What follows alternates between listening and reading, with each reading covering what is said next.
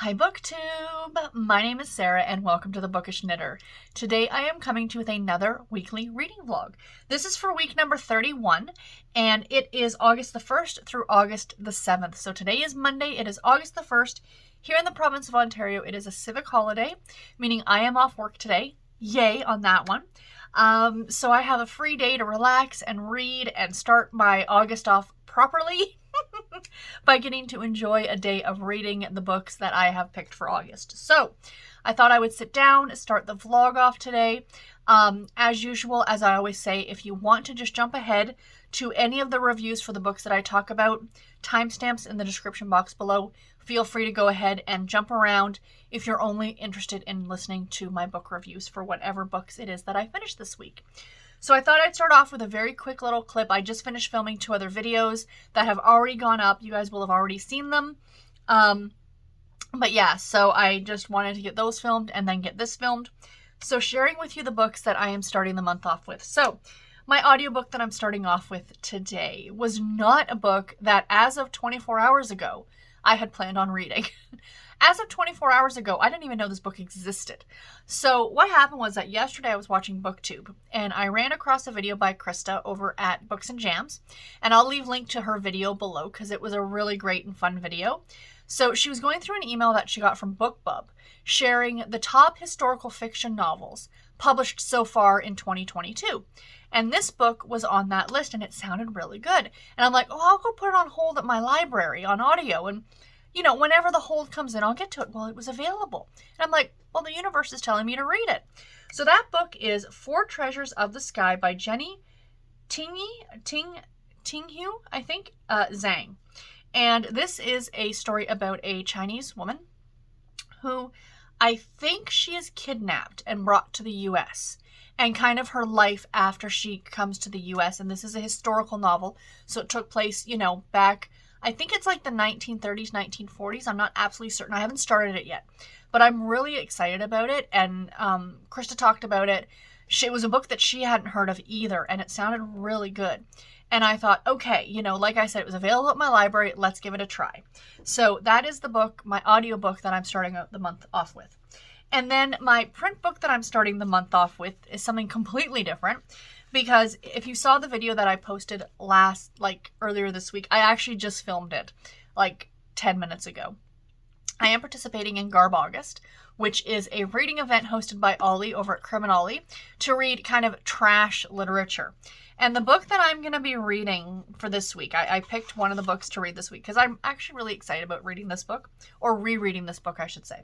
And this is a book that I would be embarrassed to read in public. Truthfully, I don't know how embarrassed I would be, but I would probably still be questioned, and I just don't want the questions.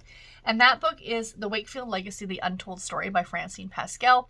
This is a historical fiction romance novel involving the... no, they would be the descendants. The family, like, it's the family tree. It's a family saga. That's why it's called Sweet Valley Saga. And it's about their father's side of the family. Elizabeth and Jessica Wakefield's father's side of the family. And going back to like the 1860s to modern day in 1992 when this book was published.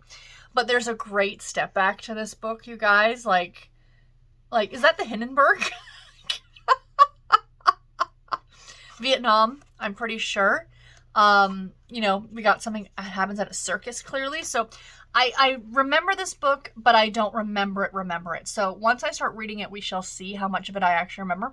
This should not take me very long to finish it all. It is a thicker book. It comes in at like 360 pages? 345 pages, excuse me. But, I mean, they're pretty big print. Like, this is a YA novel, considered to be a YA novel. So I will report back on my thoughts, but I thought since I'm reading that one that might be a little bit heavier, this might be a good way to go. For something much lighter and a little more 1907 in California. So like 1937 New York. Like, I love it. I mean, I will call these trash all day long, but I still think that they are absolutely delightful. And every now and then you need just this little bit of kind of fun, campy reading. Because that's what makes reading fun. So anyway, guys, that is the start of the vlog. I will update you guys more as the week goes on. So I will talk to you guys then. Bye, guys. Morning everyone, happy Tuesday. Today is the 2nd of August and it's just before 9 a.m. I am up, I am showered, I am ready to start my day. I am going into the office today, yay. I go in today, tomorrow, and Thursday, and then I get to work from home on Friday. So bonus on that one. I'm not going to complain too much. Did I mention in my last vlog? I don't think so. The office that I work out of is actually moving. We're moving to a different location. And as such, there is some construction that needs to be done. So for like almost the entire month of September, I'm going to be working from home. So not complaining about that one at all. It's going to be fantastic. So anyway, that's a good thing. Here with a relatively quick reading update this morning, you guys. So I did decide to DNF a book yesterday, and that book was The Four Treasures of the Sky. I'll pop a copy of the cover up here. So this is a historical fiction novel. I mentioned it yesterday that I heard about over on Krista's channel at Books and Jams. And I got about 50 pages into it on audio. And the thing about it is that it was very descriptive. And that's not generally my favorite thing. I don't like pages and pages and pages of description. There's not a lot of dialogue in this book. And in those 50 pages, I felt like the story didn't move very far at all. So I went on Goodreads. And typically I don't do this. But when I'm making the decision, do I want to continue on with the book or am I thinking about DNFing it? I do tend to look at the reviews. And this one has high reviews. People love this book. But a lot of people were saying the same things, that it's not a very hopeful book. That it's a very, it's a sad book, essentially. And I'm okay with that. I don't mind the occasional book where, the character needs to struggle before there's an ultimate sort of payoff. But from what I was reading from other people's reviews, there is no payoff. This book just is sad the whole way through and then ends sad. Spoiler alert. But that's... and that's just not what I'm in the mood for, to be honest. The writing was beautiful. I thought it sounded like it was going to be a really compelling story, but at 12 and a half hours long on audio, it's a longer book. I'm like, I have so many other things that I want to read that this was kind of a whim at the last minute, and I'm not sad at all about saying no thank you. I borrowed it from the library, so I returned it. So if somebody else wants to borrow it, they absolutely can. But then for some reason, I was on the library website and I was looking at other books and I decided to borrow another book from the library because why read the books that are already on my TBR? Let's just borrow another book from the library. Whatever. I think I was just in that kind of mood and I'm just like, the library has disappointed me. Let's find something else that the library is going. You know what I mean? So I borrowed a YA novel because I thought, let's go to the opposite extreme of this book. And the book that I'm currently reading is The Upside of Falling, and it's by Alex Light. I'm sure a lot of you have heard about this book. I think I remember it going around Bookstagram quite a bit. So it's a YA contemporary. It is a shorter novel. I think the audio comes in around 7 hours long. I've already listened to 50 pages of it, just last night, before I went to bed. So it's very, very quick read. And it's about our main character, who is kind of being teased. Her parents are divorced, but she loves romance novels because she feels in romance novels it's the only place that true love actually exists. Her parents divorced and all these things.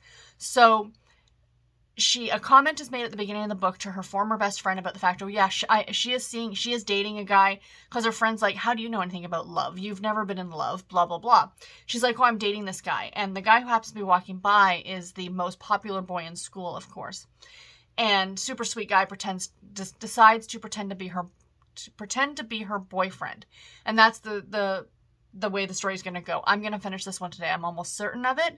I have to drive into the office and back, so I've got lots of time to listen to audio. I don't have a lot, like I said, it's a very quick, short audiobook. So yeah, I am very excited. I'll get this one done today, and then I will review it in full for you guys tomorrow. And I am reading, of course, Sweet Valley Saga, The Wakefield Legacy created by Francine Pascal. I think these were all written by Kate Williams. So I am about 100 pages into this. It's reading very quickly. I just didn't pick this one up very much yesterday. I think I like to move between my books. So it's I'll pick this one up and then I'll read it for a half an hour, put it down, do something else, and then pick up my audiobook. But because the audiobook wasn't drawing me in yesterday, I wasn't picking this one up either. So I'm hoping now at least, I can get a move on this one. But of course I won't be taking this to work with me. I'll be saving this for my home time reading. But yeah, so this one is good. But when I was, however old I was when this book originally, came out, I don't think I did the math. So in the first story, because it's the different generations, it's like five different generations of characters that you're going through within this book. And I'm already on to the second generation now. It started out in 1866 and we're now in 1906. So the thing was it 1866? So the main character, his name is Theodore. Yeah, 1866. So he leaves England. His brother is 26 years old. He said he's younger than his brother. He didn't say how old he was, but he's younger than 26. So I figured he's probably 20. I just did a guesstimation, right? So then it goes forward in time. So he ends up like leaving England. Something happens with his brother. He ends up leaving. I'm just looking at dates here. Because they give you the dates, guys, and if you take the time to do the math, it gets to be a little creepy, let me tell you that. So then the second one is 1884, which would be, so from 1886 to 1884, no, 1866 to 1884 would be 18 years? Is that right? Where's a calculator when I need one? Hold on, because I need to make sure of my time here on this one, because I'm almost certain that this one got very, very creepy. So, 1884 minus 1866 is 18 years. Okay, yeah, so see, I can math without the aid of coffee yet, so cheers to me. So 18 years, and let's again suppose that Theodore is 20 in 1866. So that means that in 1884, he would be 38, correct? Is my math correct, everybody? In that story, he meets his spouse, the woman he's going to marry. When he meets her, again, we're just speculating the fact that he is 20 years old in 1866, so he's 38 now. His bride-to-be is 16. I know it was a different time. I know that, and I understand that. But that's an ick factor that I never thought about when I read the book the first time. So there is quite the age gap between, him and her. And, I mean, then I got thinking, well, maybe he was younger than 20. I'm like, even if he was only 16, like, in 1866, right? Like, it still makes him like 34 to her 16. That's still too old. That is still too old. Anything over 17 or 18 is still too old. So, like, he would have had to have been an infant for it to have been okay. And not okay, but you know what I mean? Like, yeah, I don't know. I just think it's funny to think about that. I wonder if the writers realize that. But the thing I've noticed is that, so the main female lead in the first story, her name is Dancing Wind. He marries a half Native American woman. Girl, I should say. She's only 16. She's 17 when they get married. Not that that makes it that much better. But anyway, so she's, like I said, 16, 17. And then now his daughter in the next story, if you will, is 16, 17. And I think that they did that 16 years old age for the females because that's how old Elizabeth and Jessica are in the Sweet Valley High series. So for readers to still make it a YA novel, you know what I mean? I don't know. That's my guesstimation. I'll report back more. This will probably take me a couple of days to finish because it is a little chunky. But yeah, I just had to point that out because, yeah, sometimes it's really interesting reading these books as an adult going, wait, hold on a second here. Something you would have never thought of, because I remember reading this book when I was younger and not realizing the time change, like how much time passes, right? And how long it's been and stuff like that, like it's just not something that dawned. And I think that's what they were counting on, was that it wouldn't, so yeah. There is the family tree in there too. So anyway, my thoughts on that one. So I will report back tomorrow, you guys. I hope you all have a great day, and I'll talk to you tomorrow. Bye. Hi, BookTube. Happy Wednesday. Today is the 3rd of August, and it is just after 10 o'clock in the morning. I am on my way to work, and I was running late this morning. I decided to take the time to have make my own Egg McMuffin breakfast at home, chatting with my husband in the kitchen, and then the next thing you know, I'm like looking at the clock going, oh shoot, I gotta go. So I am in the car. I had no time to sit down with you guys this morning to have a chat about my reading up, for a reading update. So then I remembered, I have this in the car, so why not utilize it? So here we are. We are driving to work this morning, and yeah, so I thought I would share with you guys a bit of a reading update.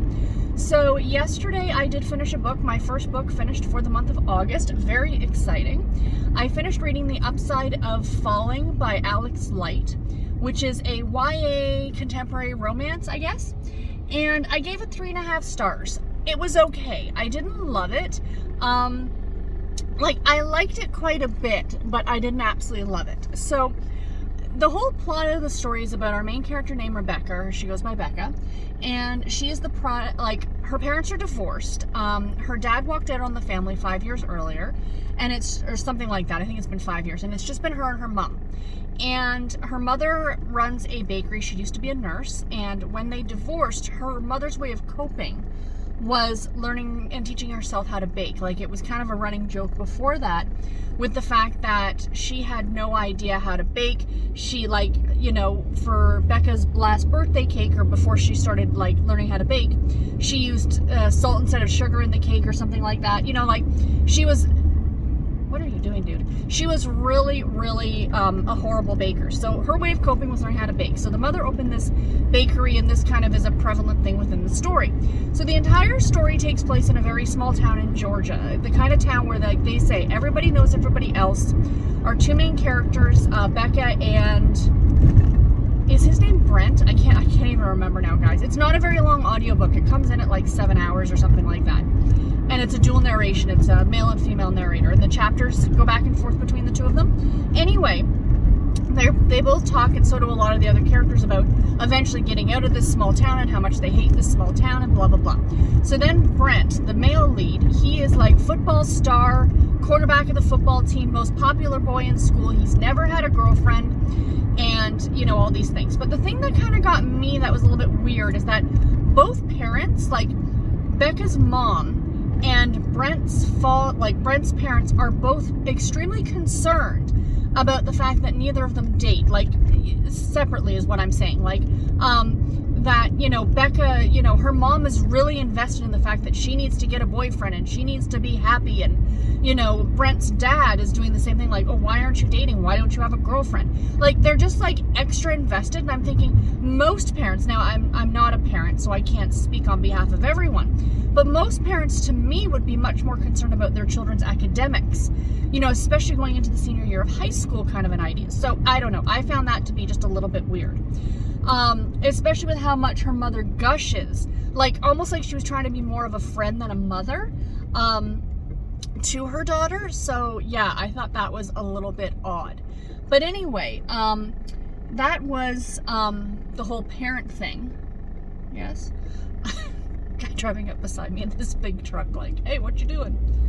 Leave me alone. It's none of your business. Anyway, so yeah, so the whole plot of the book, so I'm kind of giving you the backstory a little bit about kind of their family situations, that her best friend, or her former best friend, Becca's former best friend, Jenny, is oh, you don't know anything about love and blah, blah, blah. She reads a lot of romance novels, but those are fiction. They don't really show you what love is all about, and it's not real. That's fake. That's fantasy, blah, blah, blah. A lot of things that a lot of romance readers actually hear.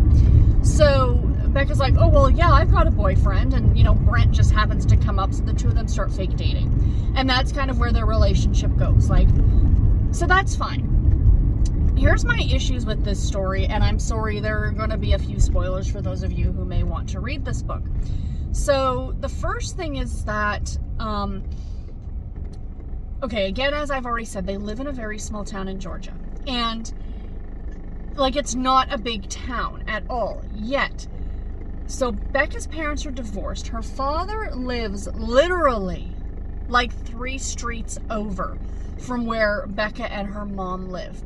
And he has never, ever, ever been in touch with his daughter. Now, my issue is that there's probably a reason. Something clearly, was he completely cutting ties with his former life, and he just, because it's the situation was, it's not that they divorced, it's he just walked out, and he's I'm done. And he left, and he, he's never seen, we find out later that he did come in to the bakery when it opened, and he said hello to the mother. but he has never been a part of Becca's life or anything. So like, my thing is, if that's what you're going to do and you're going to completely cut ties with your former life, why are you moving 3 streets over? Like, at least do 3 towns over, something. Like, I don't understand. It didn't make any sense to me. Like, it was clearly a plot point for the story, because Becca knows where he lives, and she often will show up at his house and just stand outside and not go inside. But, you know, trying to, like, figure out a way to approach him and blah, blah, blah, blah, blah. And at one point, you know, spoiler alert, she does. And she's like, well, you know, I literally live 3 streets over. He's like, you do? And I'm thinking, clearly you're not paying child support, sir, because you would know where she lives. Again, that's an entire backstory that we don't know anything about. And I think that was part of my problem. It's like, we were never told, like, this was a big part of the story to Becca, but we don't know the, you know, he never, when she approached him, he never gave her any sort of explanation as to why. You know, and I can understand that you don't always get a resolution in life, and that's a good, I guess, lesson for teenagers to learn, because this is a YA novel, but it still bugged me. So the other thing was Brett's parents. So his dad has supposedly been going on these, like, business trips, and it turns out, like, he's actually been having an affair for the last 3 months. Big spoiler alert on this one, because you don't find this one out to the end. However, as an adult reader, I'm like, dude, you're sleeping around. Like, I just knew reading this book, right? So, anyway, when it's revealed, like, he's so angry at his dad, and he punches his dad in the face, and, you know, I want to lock him out of the house, and I'm thinking, this isn't your decision. Like, yes, you can be mad at your father for what he has done to you and your mom and your family. Like, he broke all of your trust, absolutely, but you're not the adult here. Your mother is. So she kind of needs to, and he's like taking care of her, and I'm thinking, woman, step up and do something. Like, I don't know, I just found like the mother kind of fell apart, which I guess I understand, but then again, as I've been saying already, spoiler alert, she knew almost the whole time, and yet she's like, still, like, I mean, she's upset. I think she's upset because she was trying to keep it from the son. I don't know. Anyway, it was a thing. So I was actually more invested as the reader into what was happening with the relationship between, like, what was happening with Brett's parents, essentially. That's what my bigger interest was in, if you will. So anyway, yeah, so that's that book. 3.5 stars. Like, it sounds like I'm dumping on it, like I didn't like it, but I mean, it was a very quick, very, like, it was a YA read. I never put too much stock into YA novels because I'm clearly not the target audience for them. And I think if I'd read it when I was 17, it would have been a little bit different. I don't know. But anyway, so I'm still reading the Sweet Valley High book. I am a little more than halfway through that one. I'd really like to get that one done today. That's one of my goals. And I started last night, and as soon as I'm done in a few minutes, I'm going to put it back on. I have started the Guncle by Stephen Rowley, and I am about not quite 10% of the way through it so far, you guys, and I am really liking it. Like, it's very heartfelt, but it's also very funny. So for those of you who don't know about this one, it's about a man by the name of Patrick who is gay, and his brother, Greg, recently, like very, very recently at the start of the book, lost his wife to cancer. So his niece and nephew's mother died of cancer, and Greg, this isn't a spoiler again because it literally happens in the first chapter of the book, that Greg has been coping over the last 3 years with his wife's diagnosis and treatment and now eventual death with popping pills. He's been self-medicating. He has a drug addiction, and he wants to seek help for that addiction. So he's going to go into a program for 90 days, but of course, their mother just passed away. What do you do with the kids? And he's trying to ask Patrick to take care of the kids. Well, Patrick lives in Palm Springs. He's a single guy. He doesn't know really anything about children, and he's being asked to kind of take them on. And like I said, this reminds me, the premise of it, in a way, reminds me of that old 80s rom-com Uncle Buck with the late great John Candy and Macaulay Culkin. So, you know, like I said, so far this is already, like, it's a sad book because already the mother has passed away. But it's also been some funny bits. Like, he makes a comment at the beginning. He's taking the niece and nephew out for brunch, and he's trying to teach them what brunch is. And he says something about, oh, you know, because I'm 40. And the nephew's like, but you're 43, Uncle Patrick. He goes, what are you, the DMV? And like I said, already I'm laughing. So it's being narrated on audio actually by the author, which is quite delightful. So anyway, I am reading that. But I have been rambling you guys for a while now, so I am going to head off and get to work. I think I might turn the camera around just for a few minutes just so you guys can see this, and I'll talk to you later. Bye, guys.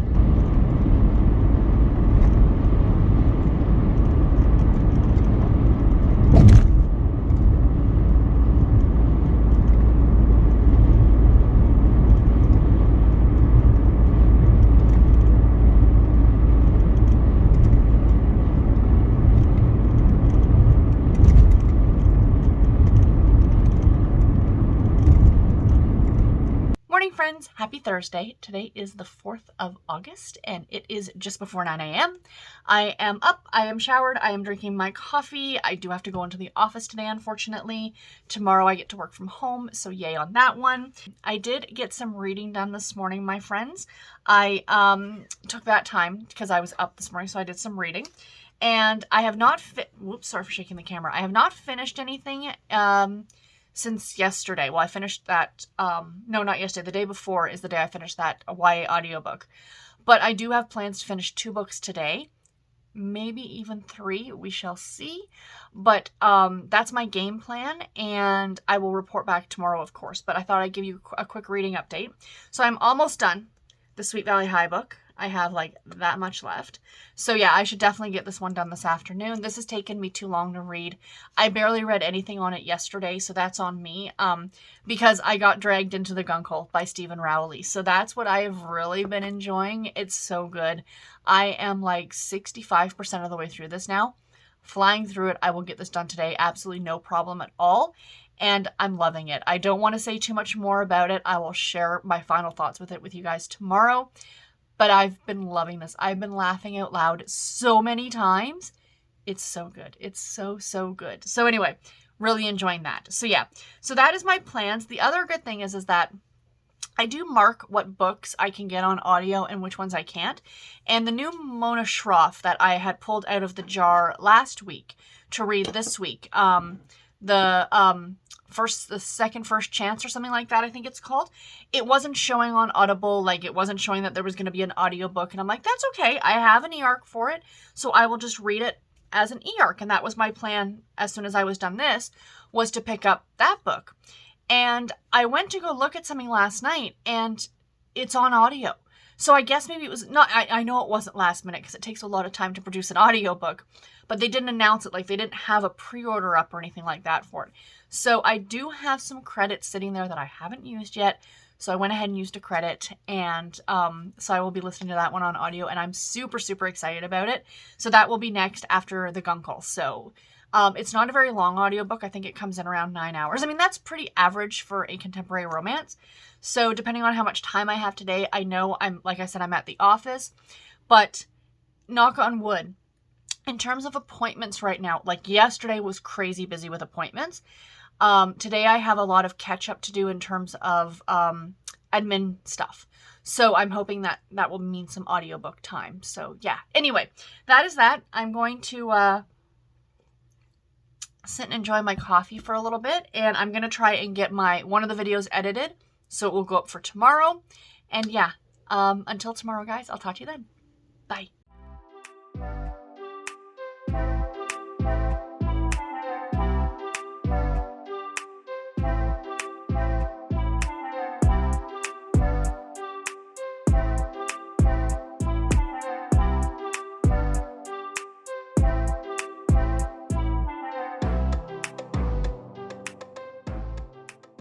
Hi friends, happy Friday. Today is the 5th of August and it is just before 9 o'clock in the morning. I thought I would sit down with you guys before I get my day started and have a chat, because yesterday I finished 2 books.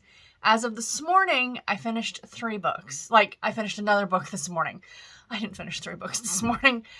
So I had a book that I was reading last night and I was so tired I couldn't keep my eyes open anymore. So I went to bed. When I got up this morning, I went ahead and finished it because I only had a couple of chapters left and they were relatively short chapters.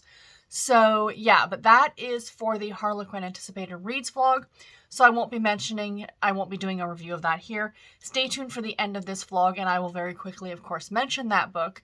but I'm not going to go into a full review of it. Stay tuned for the vlog at the end of the month. And we are joined by Bernard. He is here. I don't know if you guys can see him. Yeah, he's hanging out over here. So let's get into the 2 books that I finished yesterday, you guys. I'm so excited. So I finished reading The Guncle by Stephen Rowley. I listened to this on audio. It was narrated by the author. This was fabulous. Absolutely fantastic.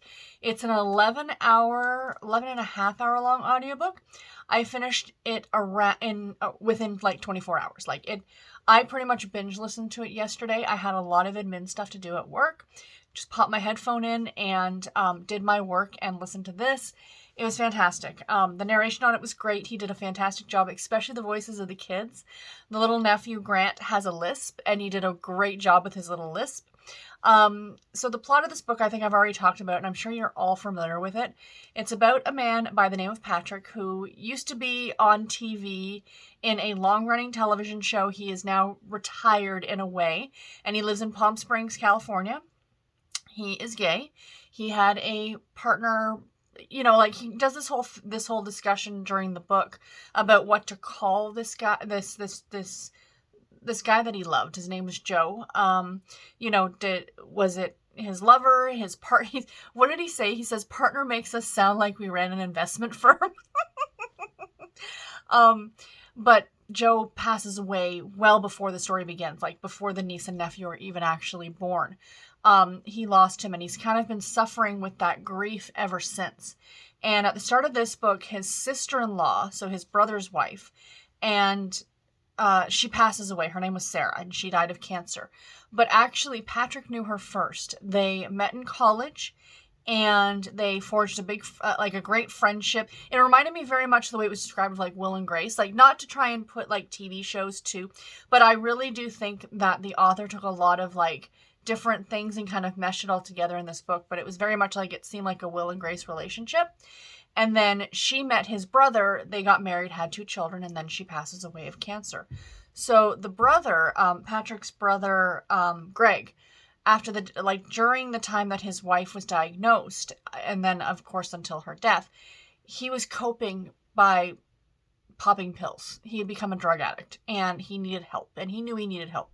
So he decided to check himself into this 90-day rehabilitation facility, not far from where Patrick lived in Palm Springs, but somebody needed to look after the kids. So he asked Patrick to look after the 2 kids. So ultimately, the entire plot of this book is Uncle Patrick looking after Maisie and Grant, these 2 children. And it's delightful because Patrick has no idea how to deal with kids. He doesn't know, what kids don't know. What I love is that he treats them like little adults, and I think that's absolutely fantastic. Like, it was just great, and I think that, I love that aspect of treating these kids like little adults. They're adults, they're just small. And there are some laugh out loud funny parts in this book, like some one-liners that just had me like laughing. There's one scene later on, without giving too much away, that he's, thinking about maybe going back into show business, and he's talking to his agent, and he's like, put your feelers out in New York, and she's like, well, for what? He's like, for a job, and she goes, well, what kind of a job? He's like, well, I don't think I'm qualified to work at the UN. Clearly, like, the one-liners, like, he worked on a comedy show, so that's his bread and butter, you know what I mean? But this book was so, so good. And then along with all those funny bits, there were parts of this book that just almost brought me to tears. Like, were just so heartfelt and so emotional. This book was everything. Like, I don't really do the whole book hangover thing. Like, somebody's like, oh my God, I finished this book and it was so amazing, and I don't know if I can go on to another book, or it's not. I don't suffer from that affliction, thankfully. I was literally able to, because I finished that book. About 20 minutes later, I was starting my drive home from work, and I popped in another audiobook. No qualms. We're good to go. But definitely this is a book that will stay with me, I think, and one that I will probably want to reread at some point. I'm so glad now that I did go out and buy the hardcover, because it's fantastic. But like I said, I did listen to it on audio, and I gave it 5 stars, you guys. I think that goes without saying. I loved this book. Loved it so much. you know, if you have not read it, I highly recommend that you do. It was fantastic. The other book that I finished yesterday for something completely different was Sweet Valley Saga, The Wakefield Legacy, The Untold Story, created by Francine Pascal. I believe it was written by Kate Williams, if I am correct in that. I don't know if it actually says here. Cover art by Bruce Emmett. Conceived by Francine Pascal. Cover art, all rights reserved. Cover copy. Yeah, it does not list the actual author, but I'm absolutely certain it was not Francine Pascal. She just pretty much created. I don't even think I don't know, to be completely honest, if anyone knows, I don't think she wrote any of the books in the Sweet Valley series. I think she literally just created it and threw it off to ghostwriters. That's just my opinion. But I'm pretty sure it was Kate Williams who wrote the bulk of the Sweet Valley books.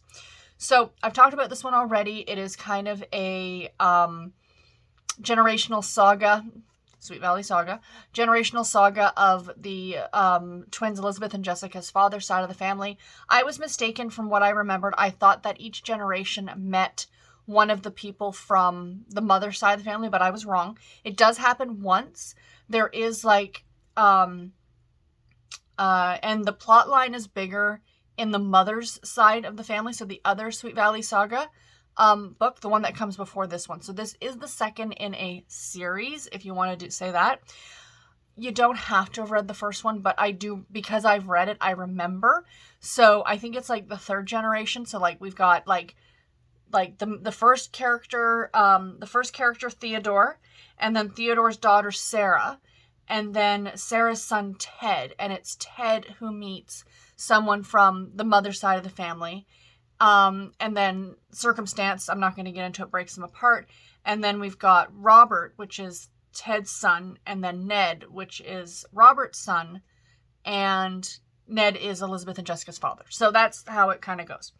But I mean, it was interesting. And I can imagine that as a 12 or 13, 14-year-old girl reading this would have been like just the coolest thing ever, because these were the kind of books that my mom read, like these generational sagas. Like I remember my mom had on her bookshelf the Ladies of the Club, that book that's like a doorstop. It's like a gazillion pages long, but it's that kind of a thing where it goes like generation after generation kind of an idea.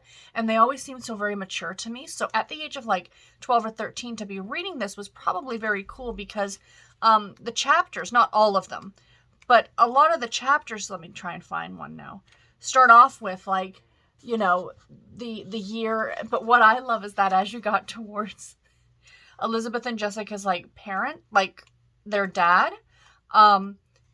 it totally like, they don't give a specific date.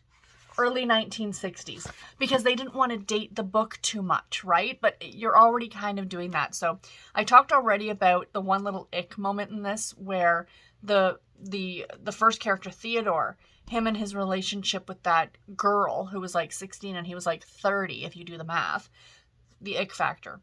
So, I mean, overall, this was enjoyable. It was a really quick read. It took me a few days to get through, longer than it should have, mainly because I just wasn't picking up a physical book.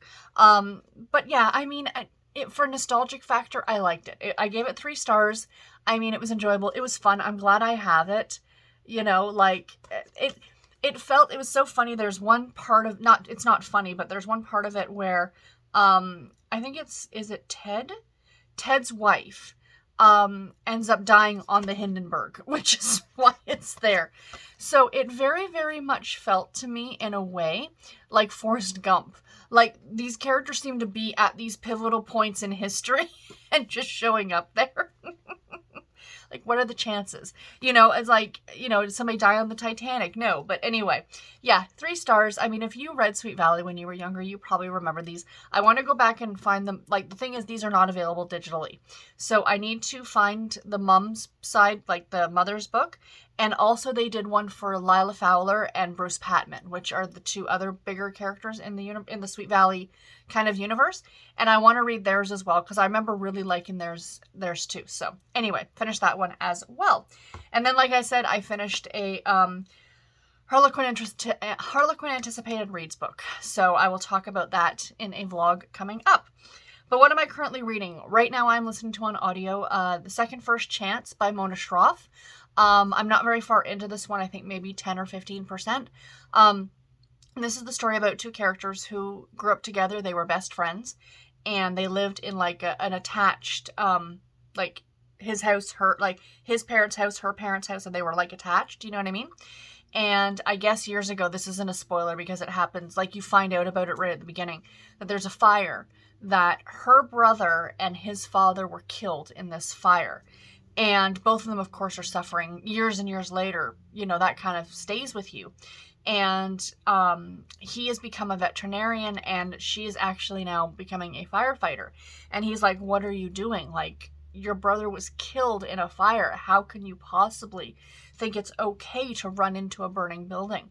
You know, and she has her own reasons. So the two of them, you know, like I said, used to be best friends. So it's, as the title suggests, a second first chance. So far I'm really enjoying it. And I will report back more. I actually kind of hope to get it done today, so we shall see. And I did also start on ebook when I finished the Sweet Valley book, and I'm less than a chapter into this. I didn't even finish the first chapter in this yet. It's Her Best Friend the Duke by Laura Martin. So I'm reading this on my Kindle, and it's another Harlequin historical novel. So I say another because the book that I just finished for the Anticipated Reads was also a Harlequin historical by the same author. It just so happened to be a Laura Martin book. And I wanted to get that one done really before I delved into this one because I didn't want too much overlap. So now that I'm done that one, I can jump into this one with both feet. So anyway, that is that, you guys. That's all that I have for today. I hope to get a lot of reading done today, tomorrow, Sunday. So I will keep you guys updated as we go. And I will talk to y'all later. Bye, guys. Hi friends, happy Sunday. Today is the 7th of August and it is like 7 o'clock at night and I have not talked to you guys since Friday morning. It's been a weird weekend. So it's been hot. It's been really hot. We've had a heat wave, a heat warning, all those lovely things. I've been drinking water like crazy. I love these David's Tea plastic. I fill these with ice and water and I try my best to drink at least 2 of these a day. So yeah, I've been making sure to drink my water and just try and stay hydrated. But yesterday, I guess the heat did get to me. I didn't spend any time outside. I mean, I ran out to get pizza for dinner, but that was neither here nor there. But the room upstairs, like our bedroom, it does tend to get very hot. Like, and I had left the blinds open a bit. And with the house facing, like our room faces west. So in the afternoon, the sun sets and all the sun comes into that room. Same way I'm facing now is west in this room. And because the blinds weren't fully closed, the blinds weren't closed, they let in too much of the heat, too much of the sun. And last night trying to sleep was just horrible. I think also we had pizza for dinner last night, which we have not had anything greasy. We've been really being good lately and haven't had anything greasy in over a week, really. And I don't think it's that well on my stomach with the heat. And last night was not a good night. I woke up about 2 o'clock in the morning and could not fall back asleep. My stomach was off, and so I pretty much have been up off and on since about 2 a.m., which is unpleasant. But I was able to get some sleep this morning. Like, I get 6:30 this morning. Or 6:15. I was like, oh wait, we have gravel. Duh. And I went and did that, and that actually helped knock me out for a little bit, which was really nice. So I slept for about an hour and a half. I got up, I filmed a floss tube video this morning for my other channel, and pretty much today though has been lazy. I did a bunch of reading today. I finished a book yesterday, I finished a book today. I would like to finish one more book today, but we shall see if that's going to be the case. The one thing I have not really done is listen to any audio. I listened to maybe half an hour of my current audio. Like, okay, let me rephrase that. I listened to a lot of audio yesterday. I finished off an audiobook yesterday, but I haven't really picked up any audio today. I started listening to my new audiobook yesterday, but I just haven't picked it up today. I might do that tonight. I haven't decided yet. I might also just pick up my cross stitch and go sit in the basement where it's nice and cool with my husband and watch some Kara and Nate on YouTube. As Garrett and I say, we're in season 2. Their second year of travels, and watch some as they travel all over the world and do some cross stitch. That might be my evening tonight, and I'll pick back up audio tomorrow. But so I'll share with you, of course, first the 2 books that I finished, and then I'll share with you what I'm currently reading, and my plans a little bit for this week. If you saw my Friday video, you heard my massive, ridiculous reading plans for this coming week, but I'm altering that ever so slightly, and yeah, I will talk about that in a little. So this is going to be a longer clip, my friends, essentially is what I'm trying to say. So yesterday I finished reading The Second First Chance by Mona Shroff. I gave this book 3 stars. So this is it's not a second chance romance.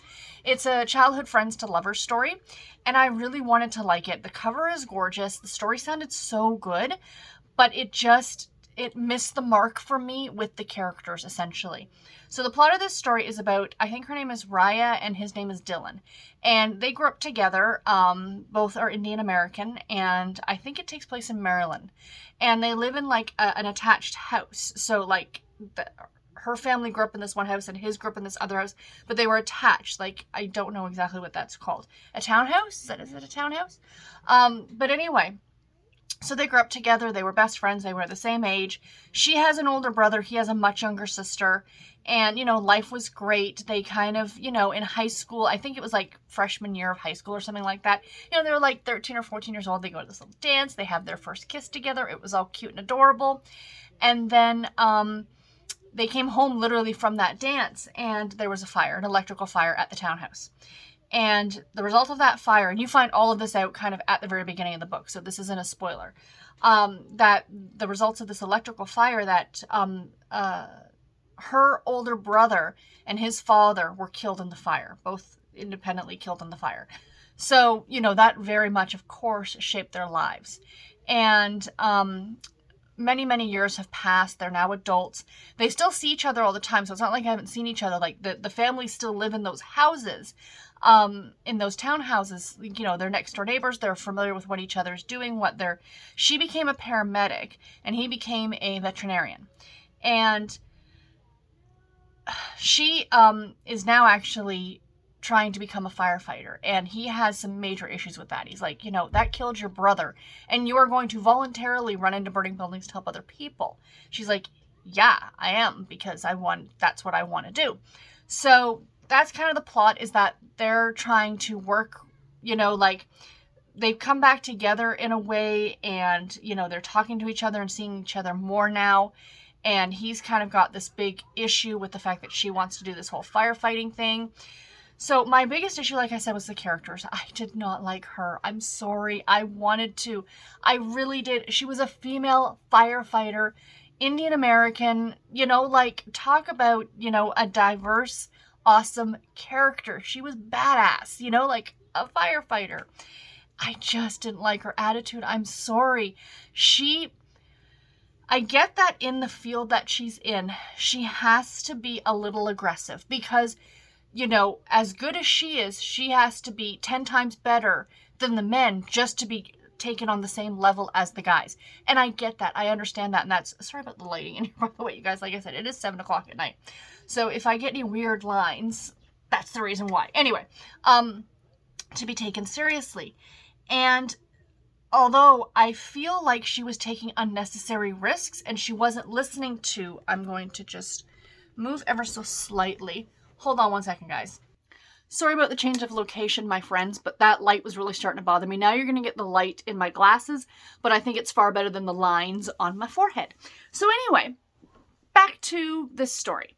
So I just felt like she took unnecessary risks and she didn't listen to her superiors. And these are things that could have gotten her or other people killed. Like there are certain protocols that you need to follow as someone who works in that kind of a job. Like there's one scene, it happens pretty early in the book, that there's someone in this building, that they're at the fire, and someone's in this building and they're calling for help. And she's like, I hear someone. And he's like, okay, 1 second, I'm coming to help, like one of her co-firefighters, right? And she just leaves. She just goes. Like, she's like, I have to go. Like, I can do this. I can do this by myself. Well, no, there's protocols. You know what I mean? And she was putting herself in unnecessary danger, in my opinion, to prove a point. The other thing is that and I felt bad for her too. Like, I mean, she was being really, and this is why I struggled so much with rating this book and with my thoughts of Rhea. was because in some aspects I felt really bad for her. Like, she lost her brother, she struggled with that a lot, and then at this place of employment, like trying to be taken seriously as a firefighter, and she's literally getting sexually harassed by one of the guys there, and that really angered me. So, like, on one hand, I felt so bad for her and wanted her to succeed and wanted her to do all, and then on the other hand, she annoyed the heck out of me. Do you know what I mean? So it's like that saying, I like you, I just don't love you. or no, that's how it goes. I have to love you, I don't have to like you. You know, like, I love what she stood for, I love what kind of a character she was, but I didn't particularly like her. If that makes any kind of sense. And Dylan, same thing, like, he's like trying to tell her what to do, and I'm like, dude, it's not your place, you know, like, anyway. I loved the premise of it. I learned a lot. Like I said, it's Indian American, and I learned a lot actually about this festival. I'm not even going to attempt to pronounce it because I won't be able to, but it's a festival that celebrates siblings in Indian culture, and I thought that was the neatest thing. And of course, it's something that comes up quite a bit in the story because of her losing her brother in that fire, right? There's also a spoiler. I knew this going in a way because you kind of know it starts to be told to you almost right at the beginning. There is the death of a pet in this story, but it is not a horrific death. It is a death of old age. So it was sad, you know, but the dog, sorry, spoiler, it's a dog. But I wanted to let people know that because I know some people really struggle with that. That's a big, you know, sticking point to a lot of people with books. Like, I don't like reading books that involve the death of animals at all. But in this case, it was of old age, and you know what I mean? It was sad, but anyway.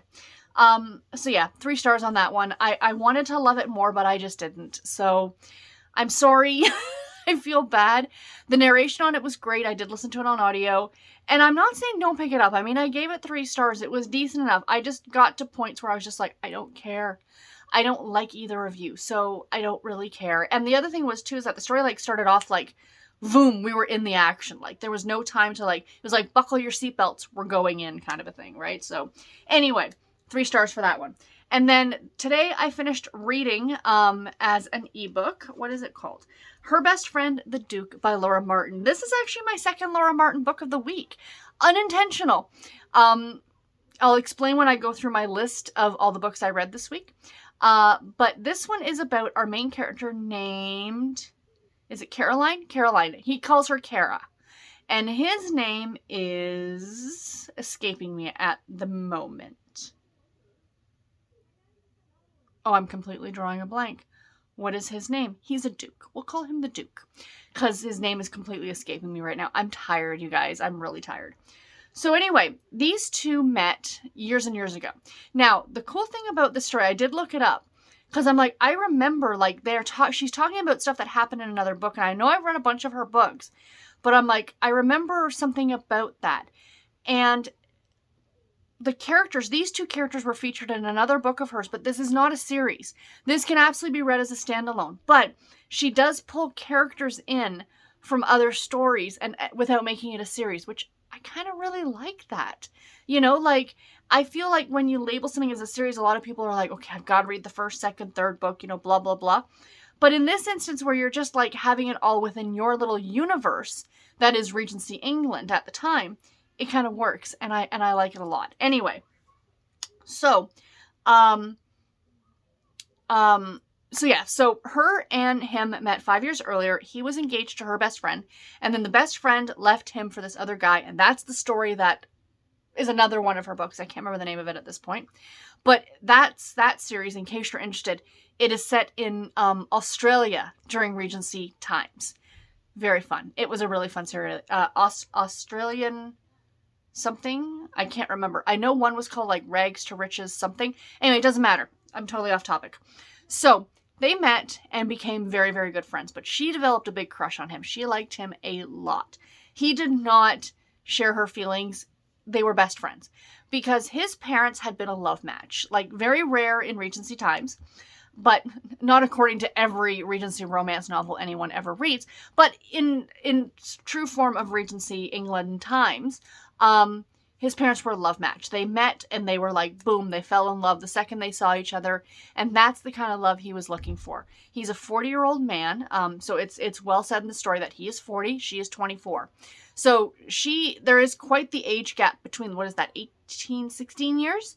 So there is quite the age gap, but they don't talk about the age gap that much because it's really not that big a deal. But anyway, she loves him, but they never, of course, had that. He never had that instant, oh my God, you're the woman I'm going to marry, whatever. So she's been out for so many seasons, and she has not had any suitors. She actually didn't feel like she even wanted to get married, and now she's at the point where maybe I'm going to get married only because I don't want to be alone, right? Like, she sees all of her friends getting married, and her parents are getting older, and, blah, blah, blah. So she decides that this season she's going to hunt for a husband. And the story goes from there with their relationship. And I really liked it. I gave this book 4 stars. I thought it was so cute. I love their romance. I thought it was really sweet. The one thing I thought was fun. Now, I was under the impression for some reason that the season, as they refer to it, I don't think there's any kind of set time, but it's when Parliament was in session in those times. And that's when you would have the season. All these well-to-do families would come from the country. When the lords and the dukes and the barons and all those people would sit in the House of Lords and do parliamenty stuff, the women would do like the season, and these girls would come out into society and they'd hunt for husbands and the marriage mart and, blah, blah, blah. We've all watched Bridgerton. So essentially, I was always under the assumption from reading all these books, from watching Bridgerton, that this was like, it happened over the summer. For some reason, my brain told me it was over the summer.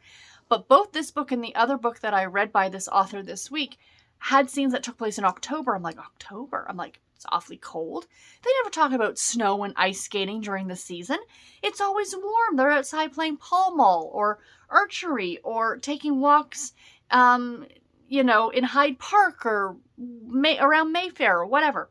But no, I looked it up, and it's like, usually they think, or whatever, from like September, October until about June, when Parliament is done being in session. So then for the summer, they're in the country. And I'm like, oh. But this is like the first author that I can think of that actually does these stories set, like, not a Christmas story. I'm not talking about a Christmas or winter story, but just a typical everyday romance set during a winter time. Like in the first book, the one I'm not going to share with you, the one that I actually read for the Harlequin Vlog Project. Stay tuned for the end of the month for that video. That there's a scene where the 2 main characters go ice skating. I love it, but it wasn't a Christmas book. It was great. Fantastic. Anyway, I enjoyed this book very, very much. So that is what I have read. So what am I currently reading? Yesterday, I started listening to Toxic Toffee by Amanda Flower, which is the 4th book in the Amish Candy Shop mystery series. I am only about a half an hour into it. This one takes place over Easter. And yeah, the dead person's already been found dead, and the story's going to go from there. I'm not going to talk a lot about it here because you'll hear all about it next week in next week's vlog. So it will be my carryover book. I doubt I'm going to listen to any more of it today, but I will pick back up tomorrow. It's a carryover from this week, so whatever. It is what it is. I do have a lot of audiobooks I want to listen to this week, so I'm hoping I can get a lot of good audio time this week. We shall see how that goes. And I'm going to start this tonight. I will probably get this done in like one sitting. This is Best Friends by Francine Pascal. It is the first book in the Sweet Valley Twins series. This is one of my throwback books. It was my pick for this week. I'm just finally getting to it now. But it's 104 pages, and the font is huge. Like, I could read that from across the room. So my thought process is I'm probably going to finish this tonight. Chances are I'm going to give it 3 stars. So I'm going to call it here. This is a 3-star read. I've read it before. This is a reread for me. So yeah, I am looking forward to it. And this will just be a quick little read before bed tonight. So I'll count this as one more book for the week. Because I will get it done before I go to bed. So for my weekly wrap up, I do like to end it off by sharing all the kind of overview of the books. So the first book, so I finished 7 books this week. Not quite yet, but I will have finished 7 books this week. So the first book was The Upside of Falling by Alex Light. I gave this book 3.5 stars. I listened to it on audio, narrated by Caitlin Kelly and Austin Rising.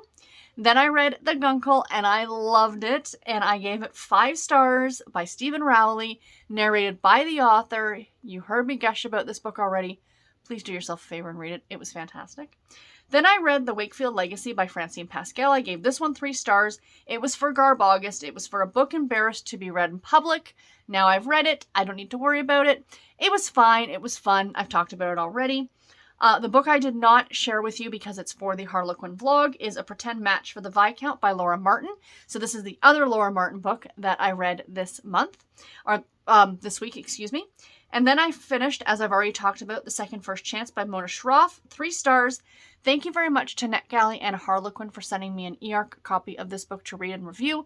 I did listen to it on audio, narrated by Chriselle Amdlina and Sean K. Jin. And then, of course, as I just mentioned, Her Best Friend the Duke, again, by Laura Martin, gave this book 4 stars. Thank you very much to NetGalley and Harlequin for an eARC copy of this book to read and review. It is, of course, a Harlequin historical novel. And last but not least, like I said, I'm calling it now, book number 7, Best Friends, Francine Pascal, book 1 in the Sweet Valley Twins series. It's probably going to be a 3.5 star. If for some reason that drastically changes, I will report back in my next vlog, but I don't think it will. So anyway, that's it, you guys. I hope that you enjoyed this vlog. I know it was a little bit all over the place. I didn't really have a lot, no vlogging at all this weekend. But yeah, that's about it. And I will talk to you guys in my next video. Take care and happy reading, everybody. Bye.